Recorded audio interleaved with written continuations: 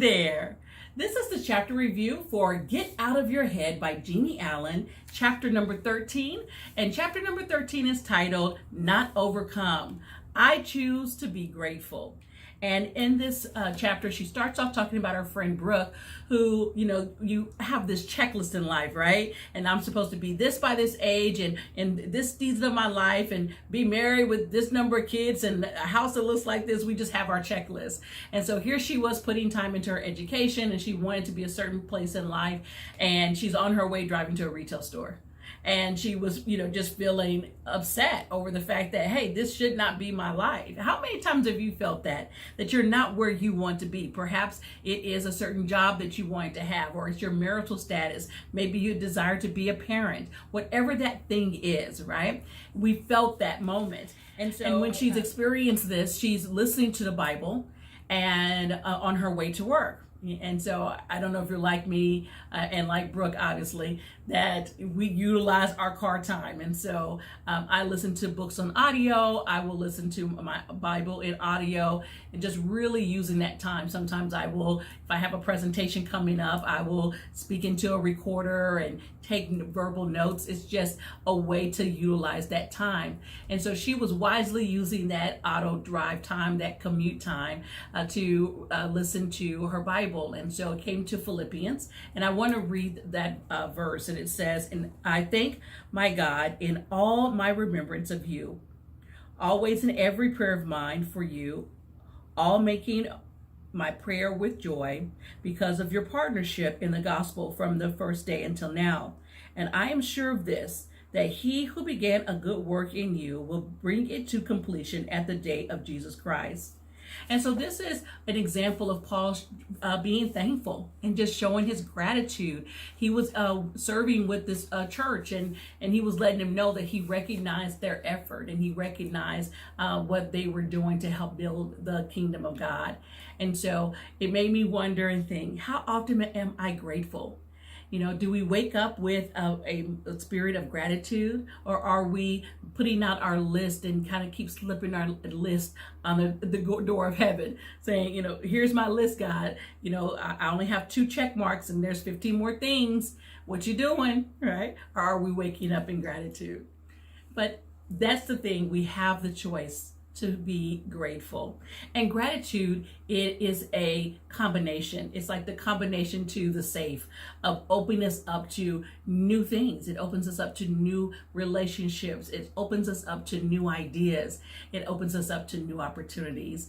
And so it's so important that when we are in our thought spiral, that we filter everything through the fact that we choose to be grateful.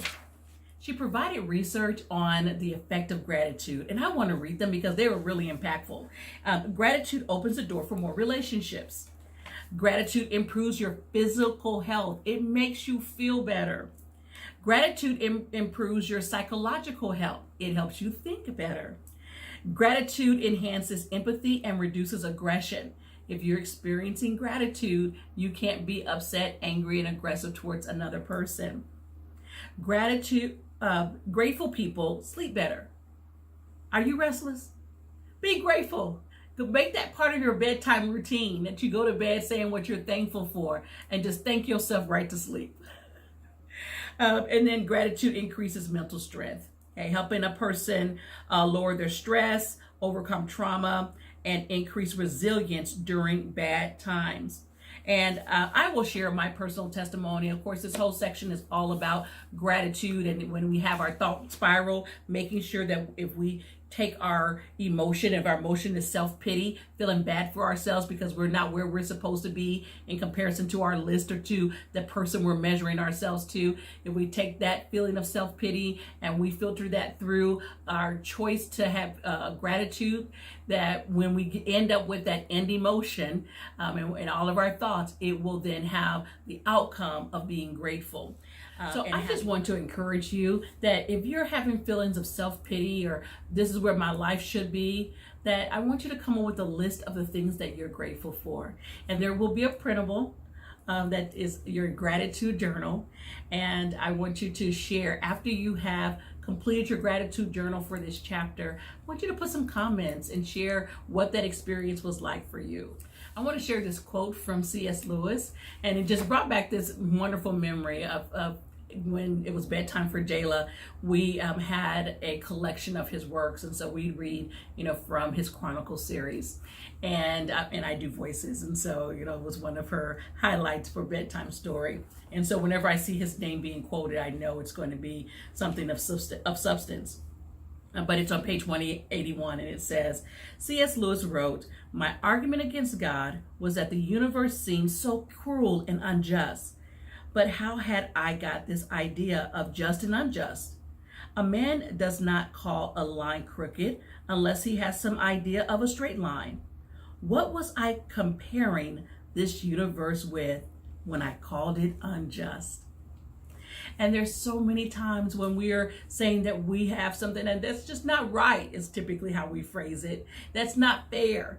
But what are we measuring that to? We don't know fully the plan that God has for our lives. And so we could be fighting against the very thing that he has ordained for our lives.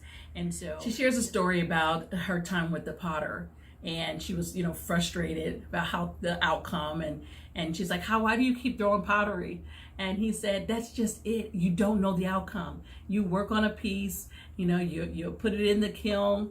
And then when it comes out, you don't know if it's broken into a million pieces or if it is the most beautiful thing that you've ever seen. And so it's that anticipation and trusting the process.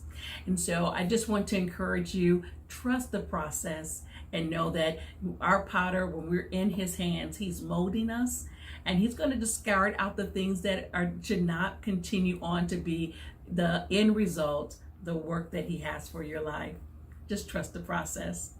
I look forward to continuing to read with you in chapter number 14 of Jeannie Allen's Get Out of Your Head.